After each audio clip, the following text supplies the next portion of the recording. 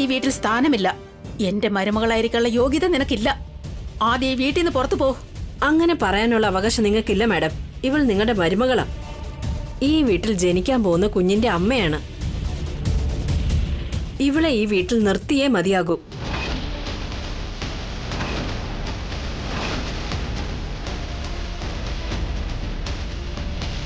അങ്ങനെ പറയാനുള്ള അവകാശം നിങ്ങൾക്ക് ആരാ തന്നത്? ഇത് ഞങ്ങളുടെ കുടുംബ പ്രശ്നമാണ്. നിങ്ങളുടെ മരുമകൾ ഈ വീട്ടിലുള്ളത് വരെ ഇത് നിങ്ങളുടെ കുടുംബ പ്രശ്നമാണ്. അവൾ പുറത്തു വന്നു കഴിഞ്ഞാൽ നിയമപ്രകാരം അത് കുറ്റകരമാണ്.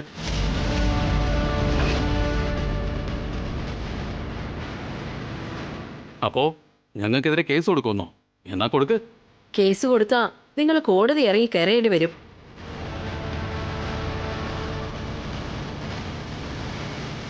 എന്താ നിങ്ങൾ ഭയപ്പെടുത്താൻ നോക്കുവാണോ?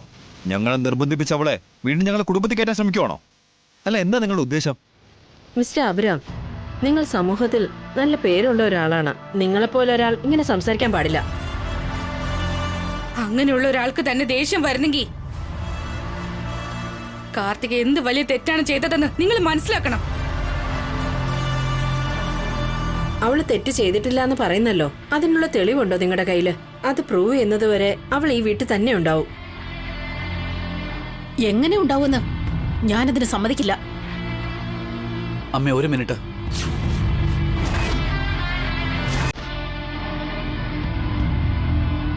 കാർത്തികയെ ഈ വീട്ടിൽ തന്നെ നിർത്താം.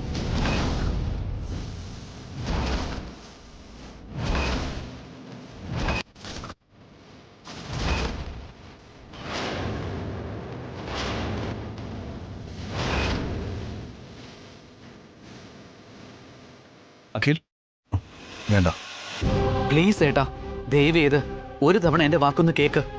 തെറ്റ് കാർത്തികയുടെ ഭാഗത്താണുള്ളതെങ്കിൽ അവളെ കൊണ്ട് ഒന്നും ചെയ്യാൻ കഴിയില്ല. അവൾ എന്തെങ്കിലും ചെയ്യുമെന്നുള്ള പേടിയൊന്നും എനിക്കില്ല ഏട്ടാ. പക്ഷേ അവൾ ഇവിടെ നിർത്തണം. എന്തിനാ അഖിൽ? കാർത്തിക എന്തിനാ ഇനി ഇവിടെ നിൽക്കുന്നേ?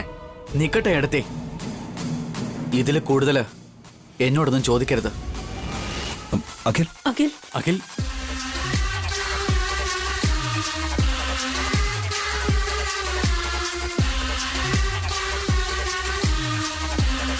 ഓക്കെ കാർത്തിക, നിന്റെ ഭർത്താവ് എന്നെ സമ്മതിച്ചിരിക്കുന്നു. നിനക്കിനി ഒരു പ്രോബ്ലവും ഇല്ല. എന്തെങ്കിലും പ്രശ്നം ഉണ്ടായാ ഞങ്ങളെ ഫോൺ ചെയ്യൂ, നടപടിയെടുക്കാം. Thank you madam.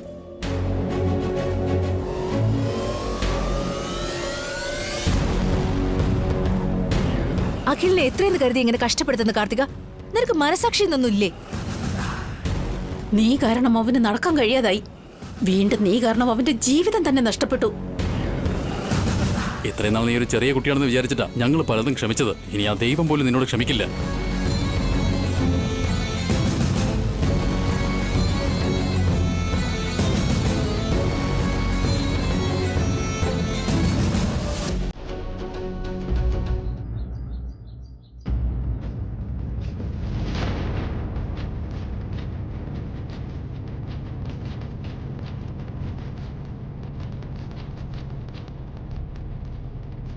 ഏട്ടൻ എന്താ ഒന്നും മിണ്ടാതെ വന്നേ? ഞാൻ പിന്നെ എന്താ ചെയ്യേണ്ടത് വസുന്ധര? എനിക്കാണെങ്കിൽ ദേഷ്യം വരുമോ? അത്രയും വലിയ തെറ്റ് ചെയ്തിട്ടും അവളാണെങ്കിൽ ഗെയിം പ്ലേ കളിക്കുവോ? ഭ്രാന്തികളെ പോലെ അഖിലിനെ ടോർച്ചർ ചെയ്തോണ്ടിരിക്കുക. കാർത്തിക നമ്മളെയും പറഞ്ഞു പറ്റിക്കുകയാണെന്ന് എനിക്ക് മനസ്സിലായ ഏട്ടാ. ഈ സമയത്ത് നമ്മളെ എടുത്തു ചാടിയ കുടുംബത്തിന്റെ അഭിമാനം പോവും. ഓൾറെഡി മാനവും മര്യാദയൊക്കെ പോയി കഴിഞ്ഞു. കാർത്തികയാണെ നമ്മുടെ കുടുംബത്തെ നടുറോടിക്കൊണ്ടിട്ടിരിക്കുക. ഇതിനൊക്കെ അവൾക്ക് എന്ത് ശിക്ഷ കൊടുക്കേണ്ടത്? എന്താ ഏട്ടാ, എപ്പോഴും സമാധാനത്തോടെ ഇരിക്കുന്ന ഏട്ടൻ എന്തിനാ വയലന്റ് ആവുന്ന? ഒരു പെണ്ണിനോട് ഏട്ടൻ ഇത്രയ്ക്ക് ദേഷ്യപ്പെടുവോ? എനിക്ക് കാർത്തികയോട് വലിയ ദേഷ്യമൊന്നുമില്ല. എന്നാൽ അഖിലിനെ കാണുമ്പോൾ എനിക്ക് വിഷമം തോന്നുന്നു. അവന്റെ മനസ്സിനുള്ളിൽ എന്തുമാത്രം ബുദ്ധിമുട്ട് അനുഭവിക്കുകയാണെന്ന് ആലോചിക്കുമ്പോൾ എനിക്ക് വല്ലാതാവുക. അവന് നടക്കാൻ കഴിയാതായപ്പോ പോലും ഞാൻ ഇത്രയധികം വിഷമം അനുഭവിച്ചിട്ടില്ല. അവൻ എന്ത് തെറ്റ് ചെയ്തിട്ടാ കാർത്തിക് അവൻ ഇത്ര വലിയ ശിക്ഷ കൊടുക്കുന്നേ? അഖിൽ ഇപ്പൊ അനുഭവിക്കുന്ന മാനസികാവസ്ഥ ഒരാണിനും സഹിക്കാൻ കഴിയില്ല. എനിക്കെല്ലാം മനസ്സിലാവുന്നുണ്ട് ഏട്ടാ. അത്രയും വേദന ഉണ്ടായിട്ട് പോലും അഖിൽ നല്ലൊരു തീരുമാനം എടുത്തിരിക്കുന്ന. ഇപ്പൊ ഈ സമയത്ത് അവൻ ചെയ്തത് തന്നെയാ ശരി. കാർത്തിക ഇനി ഈ വീട്ടിൽ നിൽക്കുകയാണെങ്കിൽ അഖിൽ മുഴു ഭ്രാന്തനായി മാറും. ഇപ്പൊ തന്നെ അവന്റെ മനസ്സ് തകർന്നിരിക്കുക. ഇങ്ങനെ പോയാൽ ഇത് ശരിയാവുമെന്ന് എനിക്ക് തോന്നുന്നില്ല.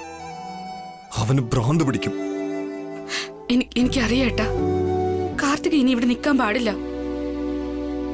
എങ്ങനെയെങ്കിലും അവളെ ഇവിടുന്ന് പുറത്താക്കണം. നീ പറഞ്ഞ കാർത്തിക അനുസരിക്കില്ല. ഞാൻ തന്നെ ഡിസിഷൻ എടുക്കണം.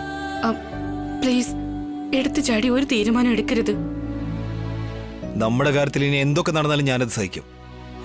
എന്നാൽ അഖിലിന്റെ കാര്യത്തിൽ എന്തെങ്കിലും സംഭവിച്ചാൽ അഖിലിനൊന്നും സംഭവിക്കാതെ നോക്കേണ്ടത് എന്റെ ചുമതലയായിട്ടാ. അഖിലിന് മാത്രമല്ല, അമ്മയെയും കൂടി ഞാൻ നോക്കിക്കോളാം ഏട്ടാ. നമ്മുടെ വീടിന്റെ അഭിമാനം പോവാതെ അവളെ ഇവിടുന്ന് പുറത്താക്കാൻ വേണ്ടിയുള്ള വഴി ഞാൻ കണ്ടെത്തും. ദയവ് ചെയ്തെന്റെ വാക്ക് വിശ്വസിക്കൂ. ഞാൻ പറഞ്ഞത് ചെയ്യാം. താൻ എന്തുമാത്രം ബുദ്ധിമുട്ടുള്ള കാര്യം ഏൽക്കുന്നതെന്നറിയോ?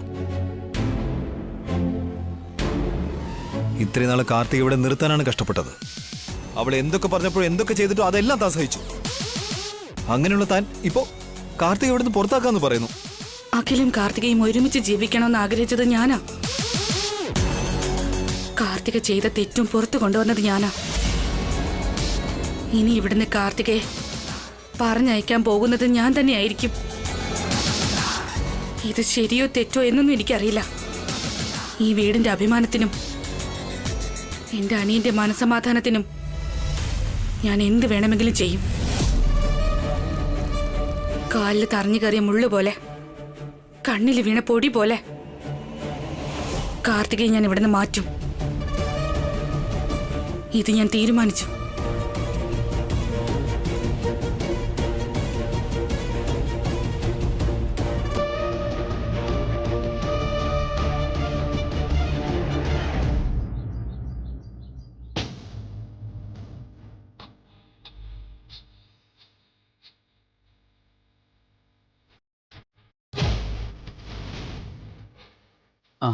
നമസ്കാരം.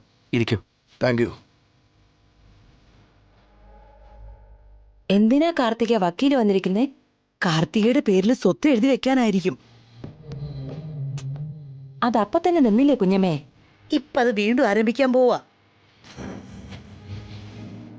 അമ്മേ, ഭാസ്കരേട്ടാ, ഭാവന എടുത്തി, അഭിയേട്ടാ, ബസ്സു എടുത്തി, എല്ലാവരും ഇങ്ങോട്ടൊന്ന് വന്നേ. വസ്ത്ര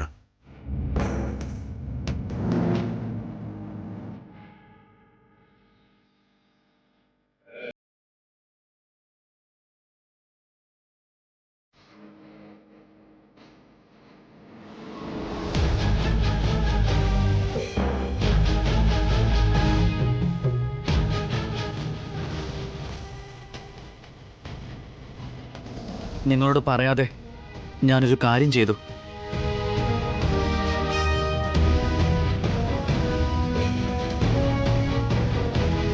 എന്താ കൊച്ചുമോനെ, നിന്റെ സ്വത്തിന്റെ പങ്ക് കാർത്തികയ്ക്ക് കൊടുക്കാൻ പോവാണോ? അല്ല, ഇവൾക്ക് വിവാഹമോചനം കൊടുക്കാൻ പോവാ.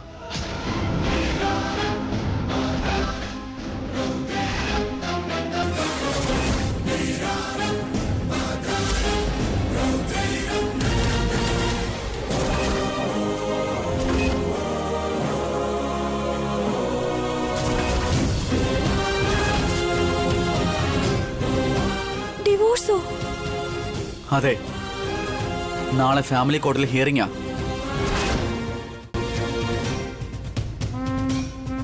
ഞാൻ എവിടെ സൈൻ ചെയ്യണം?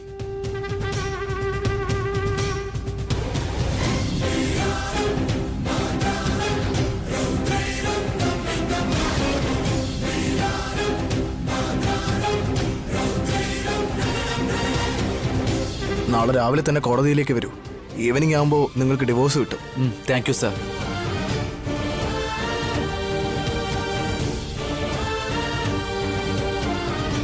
നാളെ കോടതിയിൽ നമ്മുടെ കേസിന്റെ ഫൈനൽ ഹിയറിംഗ്. നീ റെഡിയായിരുന്നോ?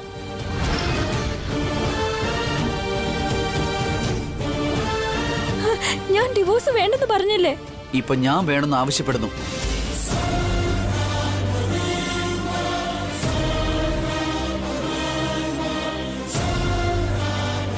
അല്ല, ഇവളുടെ മനസ്സ് മാറിയില്ലേ?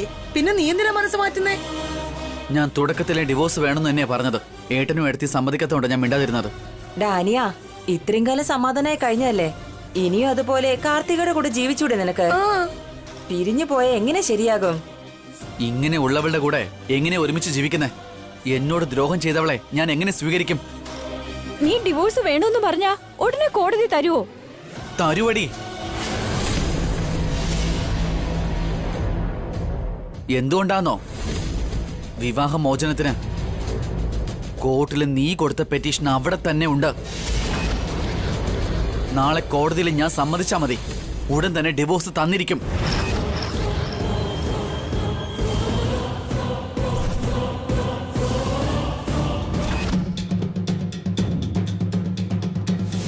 അപ്പോ കാർത്തിക് അന്ന് കോടതി കൊടുത്ത കേസിന് നീ ഇപ്പൊ മറുപടി കൊടുക്കാൻ പോവാണോടാ? അതെ ഇളയമേ, അന്ന് ഇവള് ഡിവോഴ്സ് ചോദിച്ചു എന്നോട്. ഇപ്പൊ ഞാൻ കൊടുക്കാൻ പോകുന്നു. അപ്പോ കാർത്തിക കുഴിച്ച കുഴിയില് അവള് തന്നെ വീണിരിക്കുന്നു. ഇത് തെറ്റാ, അന്യായ, ചതിയാ. എന്ത് ചതിയാടി? വല്ലവന്റെയും കുഞ്ഞിനെ എന്റെ കുഞ്ഞെന്ന് പറയുന്നതില് ഒരു ചതിയുമില്ല അല്ലേ? ഞങ്ങളുടെ സ്വത്ത് എഴുതി വാങ്ങാൻ നോക്കി, അതും ചതിയല്ലേ?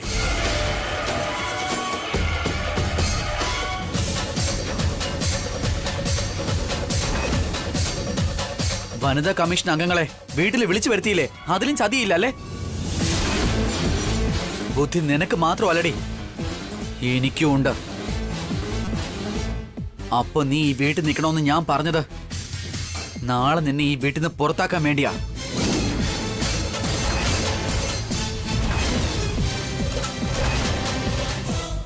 തെറ്റിയത് നിനക്ക് ഇത്ര ധൈര്യം ഉണ്ടെങ്കിൽ എനിക്ക് എത്ര ഉണ്ടാവോടി?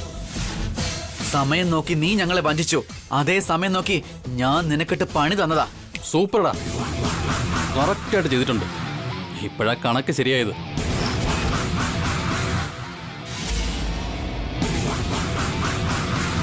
ഇവൾക്ക് കിട്ടേണ്ടത് തന്നെയാ നീ കൊടുത്തത്. ഇത് വേണം ഇവൾക്ക്.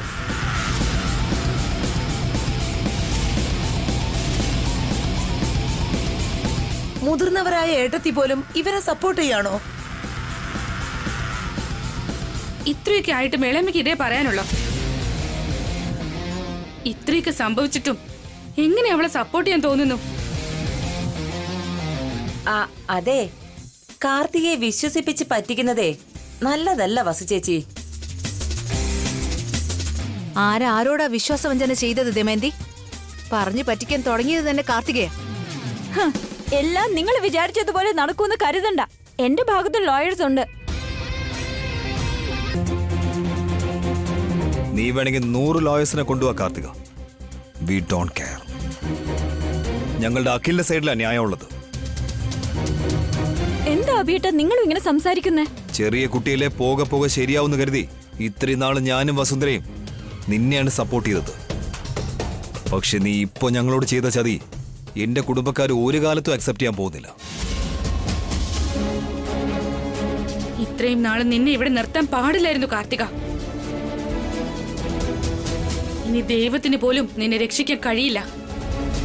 പ്രണയിച്ചവനെ വഞ്ചിച്ചാൽ അതിനുള്ള ശിക്ഷ എന്താണെന്ന് നാളെ നീ അനുഭവിക്കാൻ പോകുന്നേ ഉള്ളൂ. ഇന്നത്തോടുകൂടി ഈ വീട്ടിലെ നിന്റെ പൊറുതി അവസാനിക്കും. നാളെ കോടതിയിൽ വെച്ച് നീയും ഞാനും തമ്മിലുള്ള ബന്ധം അവസാനിച്ചിരിക്കും. റെഡി ആയിരുന്നോ?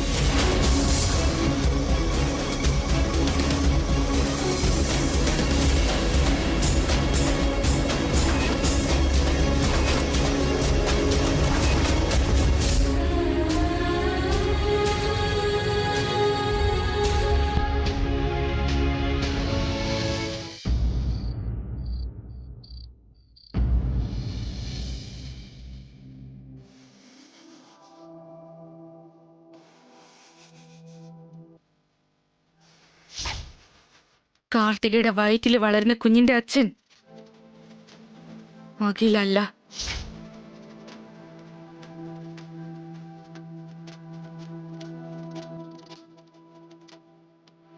ഈ വീട്ടിലെ നിന്റെ അവസാനത്തെ ദിവസം എന്ന് നാളെ കോടതിയിൽ വെച്ച് നീയും ഞാനും തമ്മിലുള്ള ബന്ധം അവസാനിച്ചിരിക്കും.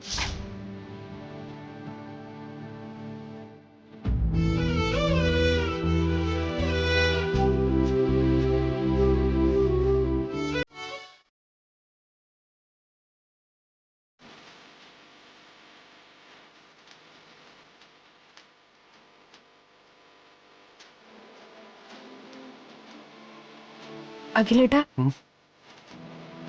നന്ദിനി, എന്താ അഖിലേട്ടാ? എനിക്ക് വല്ലാതെ വിശക്കുന്നുണ്ട്. എനിക്ക് എന്തെങ്കിലും കഴിക്കാൻ തരുമോ? കഴിച്ചിട്ട് നന്നായിട്ടൊന്ന് ഉറങ്ങണം. നാളെ രാവിലെ കോടതിയിൽ പോവേണ്ടതല്ലേ? ഡിവോഴ്സ് വാങ്ങണം. അതിനുശേഷം ഞാൻ ഫ്രീ ബേർഡാണ്. ശരി അഖിലേട്ടാ.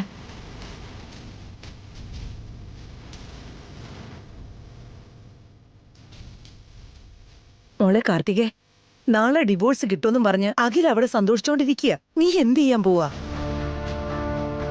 ഇതിലും വലുതിന് ചെയ്യാൻ എന്താ ഉള്ളത്? ഇവളും ആഗ്രഹിച്ചത് വിവാഹമോചനമല്ലേ? നാളെ കോടതി പോയി ആ വിവാഹമോചനം അങ്ങ് വാങ്ങണം. എടി, നിന്റെ ഭർത്താവ് നിന്നെ വിട്ടുവെന്ന് വെച്ച് എല്ലാ ഭർത്താക്കന്മാരും ഭാര്യമാരെ വിടണമെന്നാണോ? ഇതാ നോക്ക്, എന്റെ ഭർത്താവ് എന്നെ വിട്ടിട്ട് പോയി, അല്ലാതെ വിവാഹമോചനം തന്നില്ല. എന്നെങ്കിലും ഒരു ദിവസം തിരിച്ചു വരും. പക്ഷേ ഈ കാർത്തികയ്ക്ക് ആ അവസരം കിട്ടില്ല. ഒരിക്കൽ പിരിഞ്ഞാലേ പിന്നെ ഒന്നിക്കുന്നത് നടക്കാത്ത കാര്യമാ. അല്ലെങ്കിൽ അവള് ടെൻഷനില്ല. നീ പറഞ്ഞു പേടിപ്പിക്കാതെ. തൂക്കിക്കൊല്ലാൻ വിധിച്ചിട്ട് പിന്നെ പേടിച്ചിട്ട് എന്ത് കാര്യം? ചാകാനായിട്ട് തയ്യാറെടുക്കുക.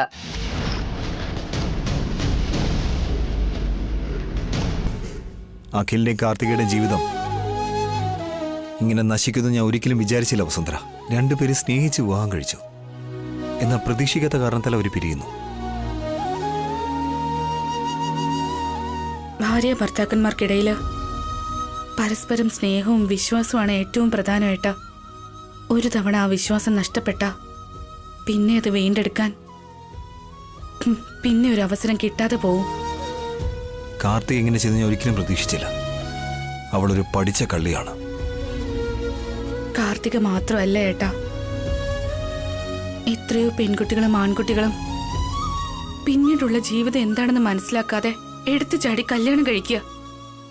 ജീവിതം തുടങ്ങിക്കഴിയുമ്പോൾ അറിഞ്ഞോ അറിയാതെയോ തെറ്റുകൾ ചെയ്ത് രണ്ട് വഴിക്ക് പിരിഞ്ഞു പോകുന്നു. 100 കല്യാണം നടക്കുമ്പോൾ അതിൽ 60 പിരിഞ്ഞു പോവുകയാണ്. അങ്ങനെയൊക്കെ ആണെങ്കിലും അമ്മ പാവം ഒരുപാട് വിഷമിക്കുന്നുണ്ട്.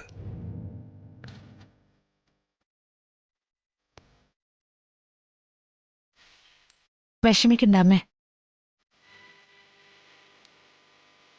ഇനിയെങ്കിലും നമ്മുടെ അഖിലിന് നീതി കിട്ടുമല്ലോ. അതെ അമ്മേ, നാളെ കൊണ്ട് അഖിലിന്റെ കഷ്ടപ്പാട് മാറാൻ പോവാണ്. ഒന്നാമത് അവൻ ഒരുപാട് സഹിച്ചു. ഇനിയെങ്കിലും സന്തോഷമായിട്ട് ഇരിക്കട്ടെ അവൻ. ഈ കാര്യം അറിഞ്ഞാ നിങ്ങളുടെ അച്ഛൻ എന്തുമാത്രം വേദനയുണ്ടാവും. നാട്ടുകാരുടെ മുമ്പിൽ അദ്ദേഹത്തിന് മാനം നഷ്ടപ്പെടും. ഇവിടെ നടന്ന കാര്യങ്ങളൊക്കെ അച്ഛൻ അറിയുമ്പോൾ വല്ലാതെ ദുഃഖിക്കും. ഇത്രയും നാളും ഉണ്ടാക്കിയെടുത്ത അഭിമാനം തകർന്നു പോവും. അതിന് നമുക്കിപ്പോൾ എന്ത് ചെയ്യാൻ പറ്റും വസുന്ധര? അഖിലിനെയും കാർത്തികയും ചേർത്ത് വയ്ക്കാൻ ശ്രമിച്ചു. എന്നാൽ അവനിതിന് തയ്യാറാവുന്നില്ല. അത് കാർത്തികയുടെ ഭാഗ്യദോഷം. നമ്മൾ ചെയ്യേണ്ടതൊക്കെ ചെയ്തു. ഇനി നാളെ വിവാഹമോചനം കഴിഞ്ഞ് അഖിലിനെ എഴുന്നേറ്റ് നടത്തിപ്പിച്ച് അവന്റെ ഭാവി കാലത്തെപ്പറ്റി നമ്മൾ ചിന്തിക്കണം. അഖിലിന്റെ ഭാവി നന്നായിട്ട് തന്നെ വരും അമ്മേ. അമ്മ അഖിലിനെ പറ്റി ആശങ്കപ്പെടണ്ട. അബിയും വസുവും അഖിലിന്റെ കാര്യങ്ങളൊക്കെ നോക്കിക്കോളൂ അമ്മേ. ഇപ്പോഴത്തെക്കാളും അഖിലിന്റെ ജീവിതം ഇനിയും മെച്ചപ്പെടും. നിങ്ങൾ നല്ല നിലയിലെത്തിയില്ലേ? അഖിലും കൂടി അതുപോലെയായോ നന്നായിരുന്നു.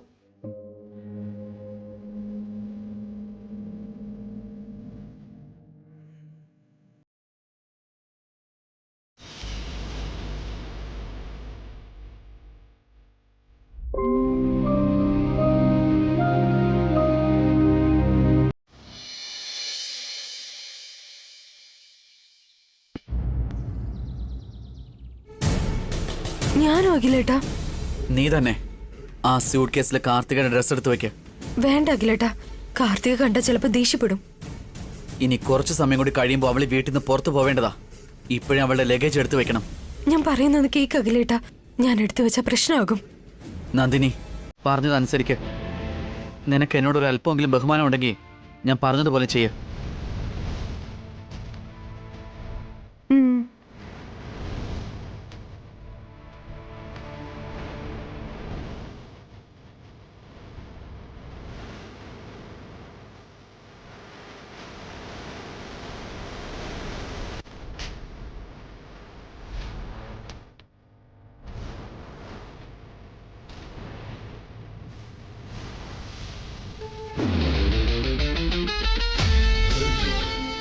എന്താ ചെയ്യുന്നത് നന്ദിനി?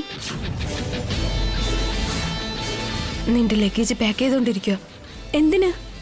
ഇന്ന് നീ ഈ വീട് വിട്ട് പുറത്തു പോകുന്നത് കൊണ്ട്.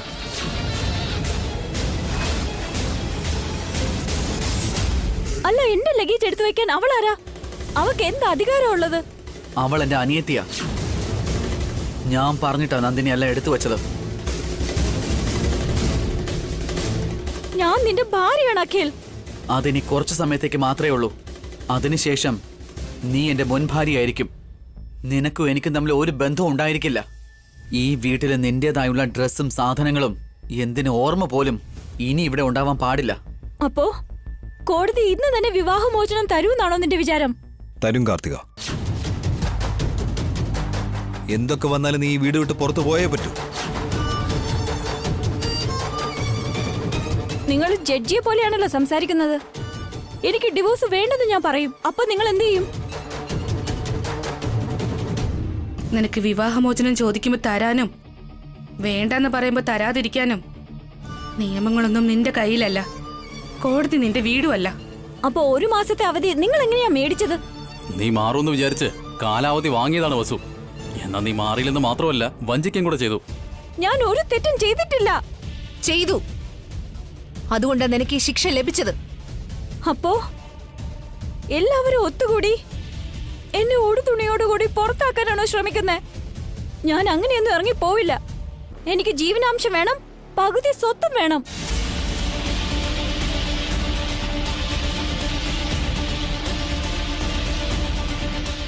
ഈ സ്വത്തുക്കൾ അഖിലിന്റെ അല്ല, അഭിയുടേതാ. ആ സ്വത്ത് ചോദിക്കേണ്ട ആവശ്യം നിനക്കില്ല.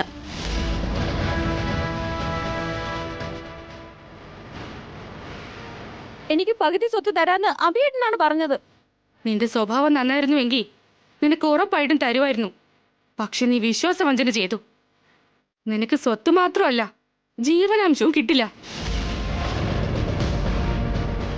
അത്ര നിർബന്ധമാണെങ്കിൽ എന്റെ അക്കൗണ്ടിൽ 1000 രൂപയുണ്ട്. അതാ എന്റെ സമ്പാദ്യം. അതിന്റെ പകുതി 500 രൂപ ഞാൻ അങ്ങ് തന്നേക്കാം.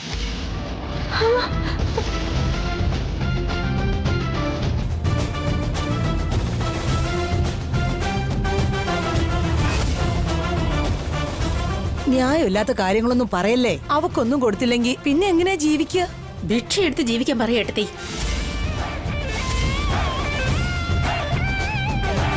സ്വന്തം മരുമകളോട് പിച്ചെടുത്ത് ജീവിക്കാൻ പറയാനോ എടുത്തി? ഇളയമേ, നിങ്ങൾ കാർത്തികയെ സപ്പോർട്ട് ചെയ്യാൻ നിന്നാൽ നിങ്ങളുടെ ലഗേജും പാക്ക് ചെയ്യേണ്ടി വരും.